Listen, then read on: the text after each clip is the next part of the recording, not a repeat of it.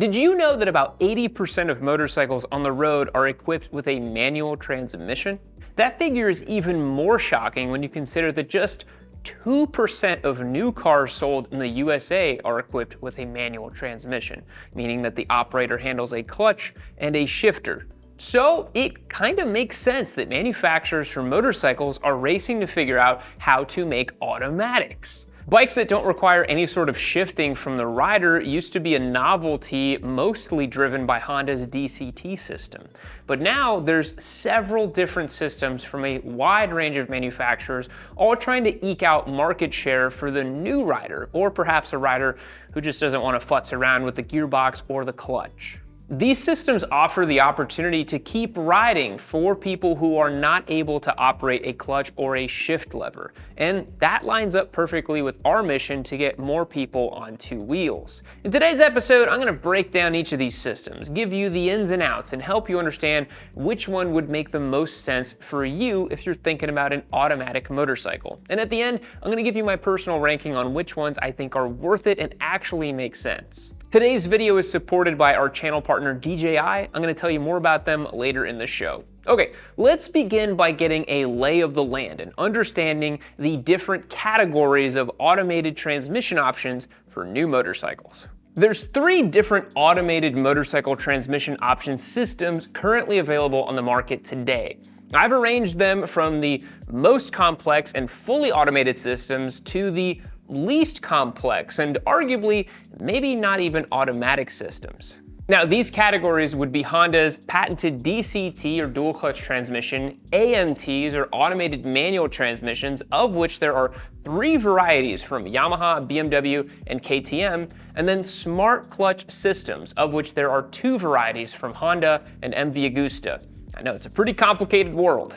At the far end of this is Honda's venerable DCT. They've had this system for over 16 years now, debuting first on a 2010 VFR 1200. Now, this is completely different from a normal motorcycle transmission in that it uses 2 clutches in one housing, which arm gears 1, 3, and 5 on one clutch and then 2, 4, and 6 on the other. Now, this allows the next gear to be pre-selected and ready to deploy while you're already in the other gear. And although you are able to shift this system yourself using a toggle on the switch cluster, there's no clutch lever or shift lever on DCT motorcycles. You operate the gearbox in manual mode by tapping that little lever on the cluster or just letting the bike run in full auto mode. Now, I've sampled this technology in a Rebel 1100 a few years back, and it's pretty remarkable how smooth it can be. This is by far the most mature technology in today's video, and it's built by Honda, so you know it's as good as it gets.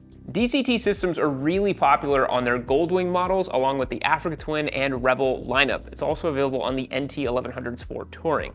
It's for riders who want kind of a frictionless twist and go style of riding, similar to a scooter. It does have the penalty of adding quite a bit of weight to your bike at around 22 extra pounds, but with a DCT, there's no stalling, there's no futzing around with the clutch, no shifting required, although you do have the option to shift yourself.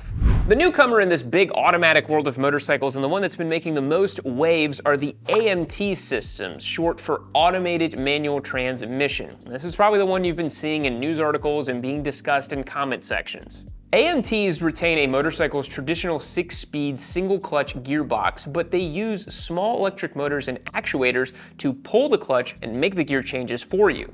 Honestly, it's interesting that it took this long for manufacturers to come up with the idea, but I suppose it's like that old adage goes, if it ain't broke, don't fix it. There's currently 3 manufacturers with AMT systems being sold on new motorcycles. That would be Yamaha, BMW, and KTM. Now, Kawasaki technically makes one too, but for the sake of simplicity in today's video, since they only sell those on their hybrid models, and they've probably sold like 6 of those worldwide, I'm gonna omit it for today's video.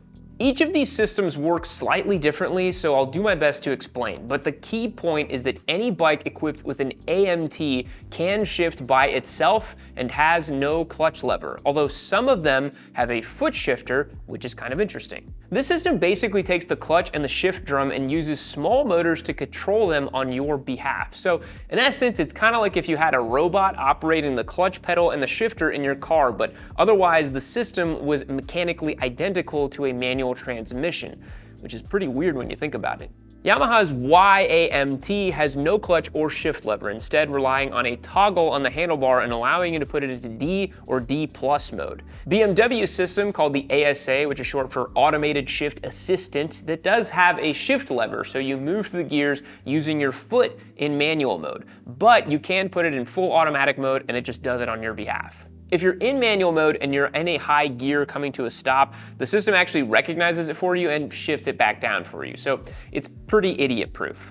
The KTM AMT system handles things a little bit differently. KTM actually uses a centrifugal clutch, which solves the problem of stalling on the motorcycle, because when the bike idles, the clutch is mechanically disengaged. And as you twist the throttle, centrifugal forces throws internal weights outward, engaging the clutch smoothly. It has no clutch lever, but does include a foot shifter like BMW's system. KTM's tech was more tailored for off-road riding, and that was one of the primary considerations, because when you're tackling tough terrain, feathering the clutch and providing smooth power while you crawl up and down obstacles can be kind of tricky. KTM's system makes it basically stall-free, which can dramatically reduce the fatigue that can settle in while you're riding kind of challenging off-road terrain. There's not a huge weight penalty for each of these as well, only about 6 pounds additionally for a motorcycle equipped with a standard manual transmission. And one quirk about the KTM is that it does have a park, neutral, and then gears 1 through 6 function. The other two are just regular 6-speed transmissions. When we started working with DJI, one of the things that surprised me was just how easy it was to use their tech. I've always been a stickler for the gear I use, and I prioritize two things: simplicity and reliability. When I'm out on location filming, I need to know my camera is gonna work 100% of the time, because if it doesn't, it means hours wasted reshooting something, or worse, knowing that you can't release a video because there's no way you can go back and reshoot. Imagine blowing up a Gixxer 250 and not having the audio, or doing a 211 mile/hour run on an H2 and your camera gives up mid-ride. That's why I trust DJI. With the Action 6 and the Mic Mini synced up via Bluetooth, it gives me a professional-grade filming setup on my helmet with minimal setup and bulletproof reliability. Combine that with the industry-leading specs like the 1/1.1 inch square sensor, the variable aperture which lets you film at night with zero hassle, and internal storage, so even if you forget a memory card, you can soldier on. Whether you're a professional creator like myself, or you simply want to capture more of your rides reliably, DJI is the solution. Check them out in the description below and pick up an Action 6 today. Thanks to them for the support. Now let's get back to the show. Then we have smart clutch systems, and up until very recently, only MV Agusta was doing this with their rather clever SCS or smart clutch system. But as many of you know, and probably the reason you're watching this video, Honda recently released their e-clutch system, which is a little bit different. A smart clutch system is very different from everything we've mentioned so far because it actually includes a clutch lever, a shift lever, and it cannot shift for you. That means you're going to have to actuate the foot lever and figure out what gear you're supposed to be in. These systems do not have any way of changing the gear on your behalf, so there is no automatic mode, only an automated mode. If you've ever ridden a bicycle, it's a very similar concept. You just tap or twist something and it changes the gears. There's no clutch on a bicycle. So, much like a bicycle, you have to make sure you're in the right gear for the appropriate conditions and speed. I wanted to start by talking about the MV Agusta system because it's been around for a pretty long time, debuting in 2018 with the Turismo Veloce 800 model. It's also a pretty unique system in that it has not been copied by anyone, and it works in a really clever way. Basically, this is a standard 6-speed motorcycle gearbox with a single clutch that has a quick shifter up and an auto blipper down, but it uses an EXP centrifugal expansion disc inside a traditional multi-plate clutch pack. So, what you get is the ability to come to a stop and roll away without ever touching the clutch lever. In my opinion, it's the most elegant and simple way of achieving the goal of not operating the clutch, which is what basically all these systems are trying to solve for. The quick shifter system is one that's found in most mid-grade performance machine these days. It works by using a sensor which detects movement on the shift rod and then cuts ignition, thereby allowing the gear to slip up the transmission. You get that really satisfying positive clunk when you use it because it's cutting power. And because it was derived from racing systems, it works best under a healthy amount of load on the engine and transmission. So don't try to change up gears without actually grabbing a little bit of throttle. The auto blipper down works in a similar way but requires the computer to rev the engine when selecting down a gear. It's been around for a long time and lets you totally disregard the clutch, which is pretty cool. But the best part is that if you'd like to use the clutch lever, just pull it in and it works like a regular motorcycle. It adds just 30 grams of weight to the overall machine, making it the most efficient and elegant way to accomplish this automated manual task of not using the clutch lever. And finally, the newest kid on the block, the one that's making all the waves because it's Honda and they're putting it on all their bikes because it's a really cool system. It's the venerable e-clutch.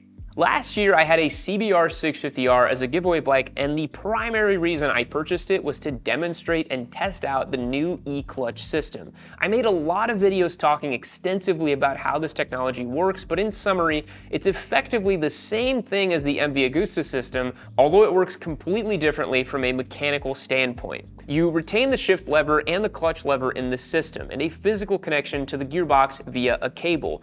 But there's a series of electronic motors actuating just the clutch on your behalf based on inputs from the rider. So AMT Systems use those little motors to do the clutch and the shift drum. The e-clutch only does the clutch. So as you pull away, the system sort of feathers the clutch for you, ensuring that you don't stall. But as I mentioned, it can't change gears for you. And it's heavier than the AMT Hayabusa system. Truth be told, I trust a complicated Japanese system over a simple Italian one. No knocks against AMT Hayabusa, but this is Honda we're talking about. It features a standard clutch, not a centrifugal system, and it's one of those seamless ways to ride a motorcycle with a manual transmission and never using the clutch lever. So if the clutch lever worries you, then Honda's e-clutch has got to be the way to go.